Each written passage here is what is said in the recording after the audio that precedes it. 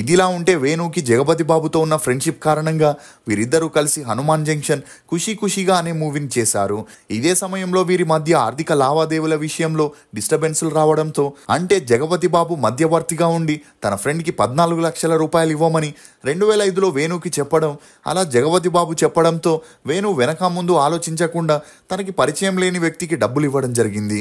ఇక డబ్బులు తీసుకున్న వ్యక్తి ఆ తర్వాత తిరిగి ఇవ్వకపోవడంతో జగపతి బాబుకి ఇదే విషయంపై ఫోన్ చేసిన వేణు కాల్కి జగపతి బాబు ఆన్సర్ చేసేవాడు కాదు. అలా అని మళ్ళీ కాల్ బ్యాక్ కూడా చేయకపోవడంతో చాలా హర్ట్ అయిన వేణు ఇన్సిడెంట్ తర్వాత జగపతి బాబుని కలవడం మాట్లాడడం మానేశాడని తనే ఒక ఇంటర్వ్యూలో చెప్పుకొచ్చాడు. ఇదిలా ఉంటే 9 ఏళ్ల తర్వాత తన సెకండ్ ఇన్నింగ్స్ ని స్టార్ట్ చేసిన వేణు 2022లో భారీ ఎక్స్పెక్టేషన్స్ తో రిలీజ్ అయిన Ramarao on duty movie flop అవడంతో మళ్ళీ వేణుకి ఎవరు కూడా సినిమాల్లో అవకాశాలు ఇవ్వలేదు. ఇక తెలుగు ఇండస్ట్రీలో తన సపోర్ట్ తోనే సునీల్ త్రివిక్రమ్ లాంటి వారు ఇండస్ట్రీలోకి పైకొచ్చిన ఇప్పుడు తను ఉన్న సిచ్యువేషన్ లో ఎవరూ కూడా ఆదుకోకపోవడం చాలా బాధాకరమనే చెప్పొచ్చు.